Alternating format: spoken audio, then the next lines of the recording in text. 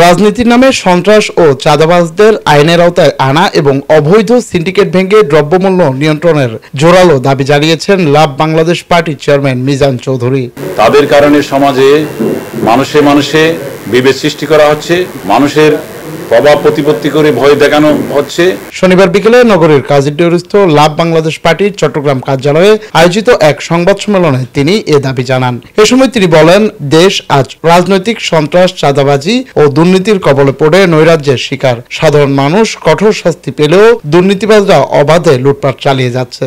August বিপ্লবের পর ফ্যাসিবাদের পতনের পরে রাজনীতির নামে সমাজে প্রভাব প্রতিপত্তি দেখাচ্ছে কিছু অতি উৎসাহী, নেতা হতে উৎসাহী কিছু লোকজন। তাদের তৎপরতা আমরা বন্ধ করার জন্য আহ্বান জানাই। তিনি বলেন, কিছু স্বার্থান্বেষী রাজনৈতিক গোষ্ঠী জুলুম, নির্যাতন ও সহিংসতার মাধ্যমে দেশে বিশৃঙ্খলা সৃষ্টি করছে। রাজনীতির মূল উদ্দেশ্য জাতির সেবা করা হলেও বর্তমানে এর অপব্যবহার করে জনগণের উপর দমন পীড়ন চালানো হচ্ছে। ক্ষমতায় না এসেও ওরা ক্ষমতা উপভোগ করছে।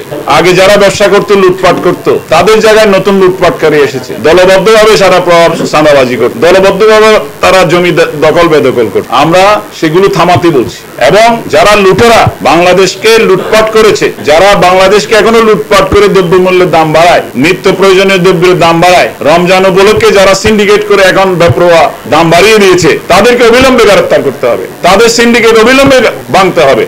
এ সময় তিনি রাজনীতির নামে সন্ত্রাস ও চাঁদাবাজদের আইনের আওতায় আনার জোর দাবি জানান। এতে উপস্থিত ছিলেন মুক্তিযোদ্ধা মোহাম্মদ আবু তাহের, মাইটিভি ব্যুরো মোহাম্মদ নুরুল কবির, আইন উপদেষ্টা অ্যাডভোকেট নুরুল আলম ও সাংবাদিক মুনির চৌধুরী। বাংলাদেশের 30টি ডিস্ট্রিক্টে আমাদের ভালো কাজ আছে। জুনায়েদ হাসান, চট্টগ্রাম নিউজ।